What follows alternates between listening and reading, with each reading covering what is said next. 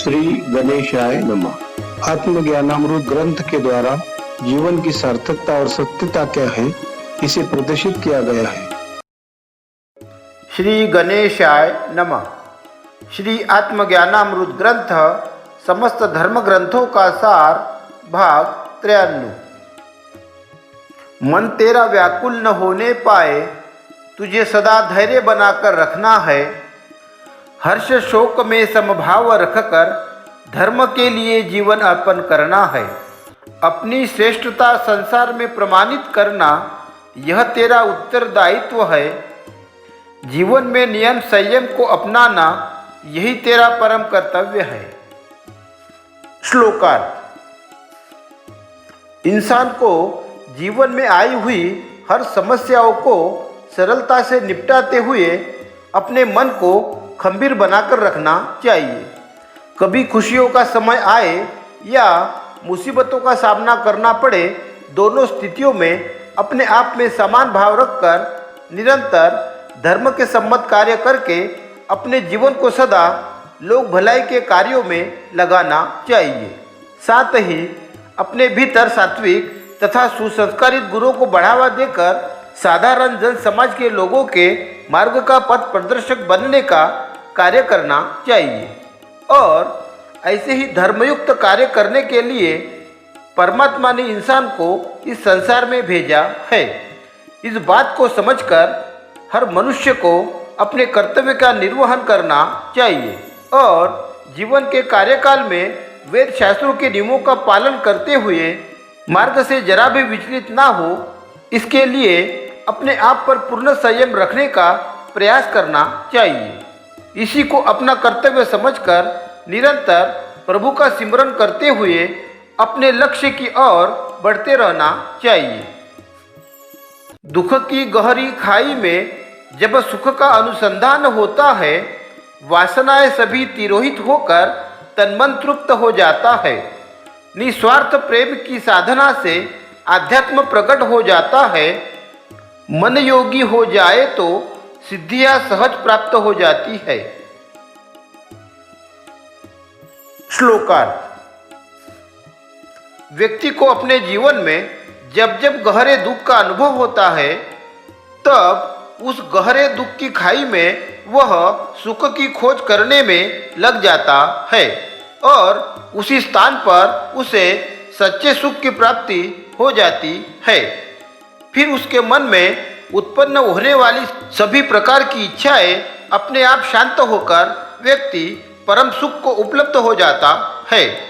इस प्रकार वह सहज, शांत तथा अहंकार से रहित होकर तथा तर्क वितर्क की सभी सीमाओं से पार जाकर द्वंद्व से मुक्त होकर परमानंद को प्राप्त कर लेता है।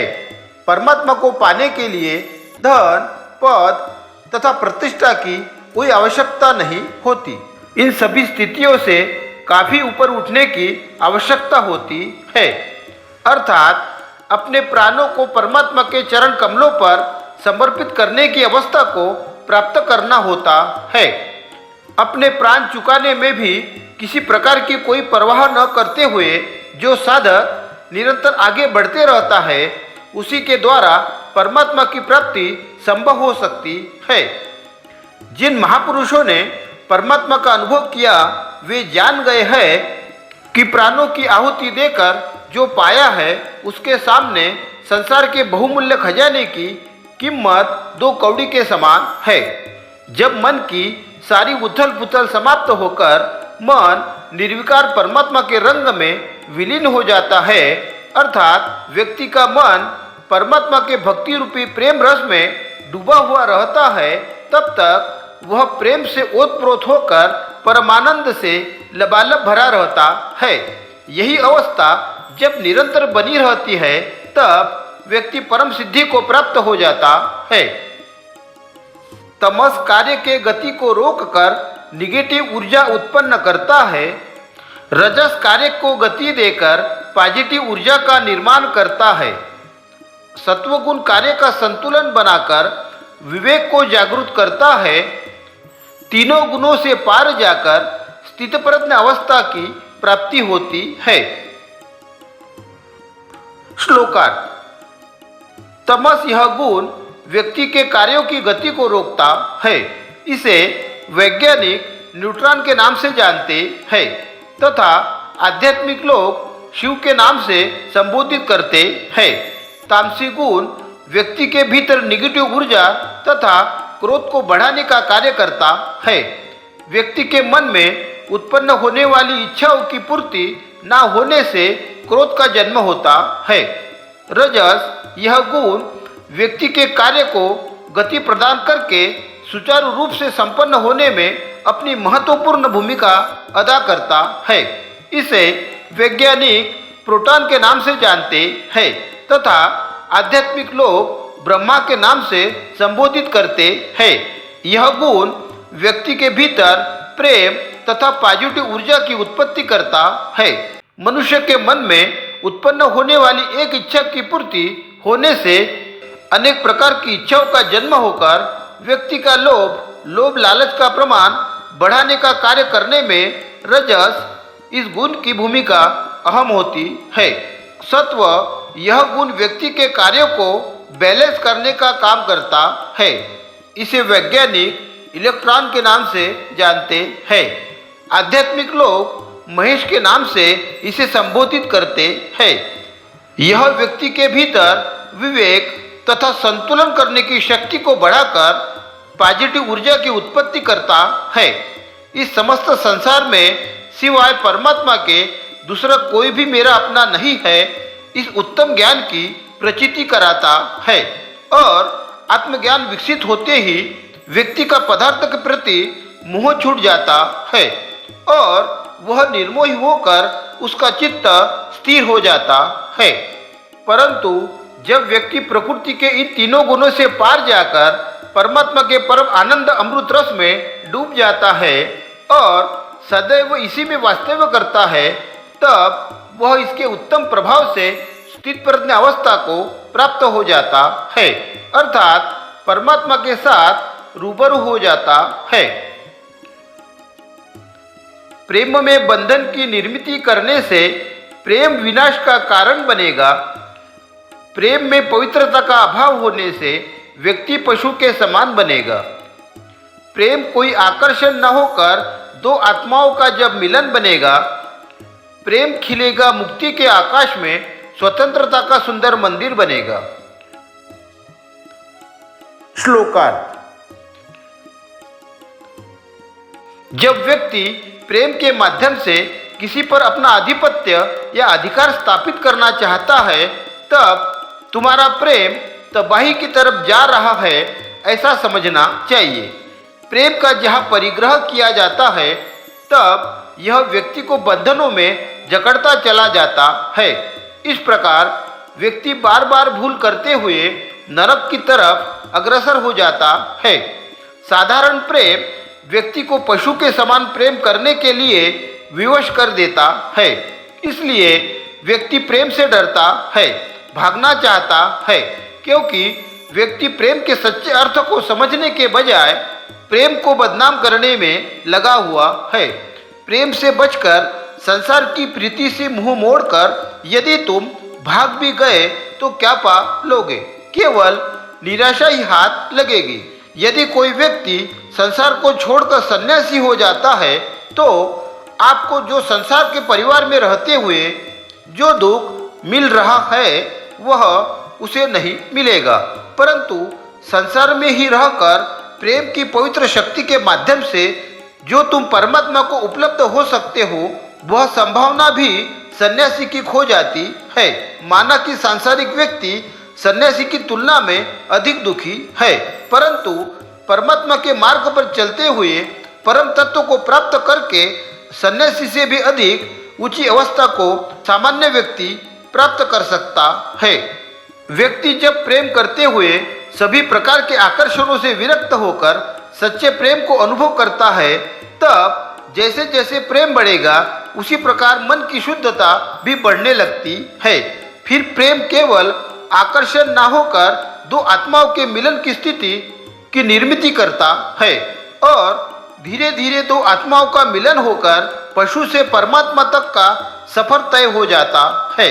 इसलिए व्यक्ति को चाहिए कि तुम जिसे प्रेम करते हो उसे बंधन से मुक्त रखो, तब तुम आनंद की चरम सीमा तक पहुंचने में सफल हो जाओगे। प्रेम जब आनंद है, स्वयं में परिपूर्ण है, तो इस संसार के लोग प्रेम करके दुखी क्यों है? इस सवाल का जवाब देते हुए संत पुरुष कहते हैं कि संसारी लोग प्रेम करके एक दूसरे पर अपना आधिपत्य स्थापित करना चाहते हैं। यही सबसे बड़ी भूल उन्हें विषाद की तरफ ले जाती है। प्रेम हमेशा बांटने से बढ़ता है। जब व्यक्ति किसी से प्रेम करके उसको अपना गुलाम बनाना चाहता है तो समझ लो उसने प्रेम की हत्या कर दी, क्योंकि प्रेम हमेशा मुक्ति के आकाश में खिलता है। प्रेम विचारों की आज़ादी चाहता है। किसी भी प्रकार की सांसारिक बेड़ियों में जकड़ना उसे पसंद नहीं है। वह तो स्वभाववश स्वतंत्रता चाहता है। छोड़ने से आदत छूट जाएगी, यह सोच ही आपकी मूढ़ता है। इस मार्ग में कोई प्रयास करना समय का केवल अपव्यय है। आदत की व्यर्थता समझ आने पर क्रांति घटित हो जाती है। आत्मदृष्टि का बोध होने से आदत स्मृति बनकर रह जाती है। श्लोकार्थ। किसी व्यक्ति को कोई बुरी आदत है, तब वह सोचता है कि इस स्वभाव के कारण मैं बहुत परेशान हूँ, यह आदत मुझे छोड़नी चाहिए। ऐसा सोचकर व्यक्ति उस आदत को छोड़ने के लिए कई प्रकार के प्रयास करता है, परंतु इस तरह अनेक बार प्रयास करने के बाद भी उसे सफलता तो नहीं मिलती, साथ ही समय का दुरुपयोग भी हो जाता है। मनुष्य की आदत क्या है और इसे छोड़ने का सटीक उपाय क्या है, इस विषय का स्पष्टीकरण करते हुए संत महात्मा जन कहते हैं, मनुष्य की कोई भी आदत छोड़ने से नहीं छूटेगी। इस बात को जब तुम जान जाओगे तब आपके भीतर क्रांति घटित होकर वह आपको इन बुरी आदतों से वाकिफ कराकर इनसे अलिप्त करेगी। कोई भी आदत छोड़ने की कामना अगर आपके मन में हो और आदत छोड़ने का विचार चल रहा हो, उस समय तुम कोई भी जल्दबाजी मत करो, क्योंकि यहाँ पर त्वरित निर्णय लेने से काम नहीं चलेगा। सबसे पहले तो आप शांत रहने का प्रयास करो और जो आदत पड़ी है उसमें कितना सुख और कितना दुख है, इसे खोजने का प्रयास करो। उदाहरण के तौर पर यदि आपको धन संग्रह करने की आदत पड़ी है तो जितना धन कमाई करके संग्रह करना है उसे करो, कोई भी कसर बाकी ना रहे, इस प्रकार कार्य करो। प्राप्त धन का जितना उपभोग करना है इसमें अपना पूरा जोर लगा दो और फिर देखो कि इतना सब कुछ करने के बाद भी क्या जिस परम शाश्वत सुख की तलाश में हमने जीवन का सारा कीमती समय लगा दिया, क्या वह धन वैभव की वस्तुएं हमें आनंदित करने में समर्थ हो सकती है? अंततः तुम जान जाओगे कि यह सभी उपक्रम तुम्हारी मूढ़ता के कारण हुआ है। इतना सब कुछ प्राप्त कर लेने के बाद भी तुम अपने आप को कभी आनंदित तथा सुखी नहीं कर सकोगे। तब तुम जान जाओगे कि यह सब कुछ व्यर्थ है और तुम मूढ़ हो। जब तुम कोई भी आदत को होशपूर्वक करने का प्रयास करोगे तो निश्चित ही तुम्हें बोध हो जाएगा कि मैं व्यर्थ ही इस बुरी आदत का गुलाम बना हुआ था, जबकि इसमें कुछ भी सार नहीं है। यह तो सब निरर्थक है। जब तुम्हें समझ आ जाएगा कि यह आदत बुरी है, इतना भर समझ आ जाने से तुम्हारी आदत छूट जाएगी। जब कोई आदत तुम्हें व्यर्थ लगने लगेगी तभी वह छूट सकती है, अन्यथा नहीं। व्यर्थ का बोझ और आदत का छूटना, यह दोनों जब तुम्हारे लिए एक ही समय पर घटित होंगे तब तुम पाओगे कि चारों तरफ फूल ही फूल खिले हुए हैं। तब तुम्हें कोई बाधा रोक नहीं सकेगी। जब तुम अपनी आत्मदृष्टि का उपयोग करके जीवन के अंधकार को मिटाने का प्रयास करोगे तब तुम सफल हो सकते हो, अन्यथा नहीं। परमात्मा की सृजन अवस्था का अनुभव प्राप्त करने के लिए आप सभी महानुभावों से विनम्र निवेदन है कि इस वीडियो को अधिक से अधिक लाइक और शेयर करें। धन्यवाद।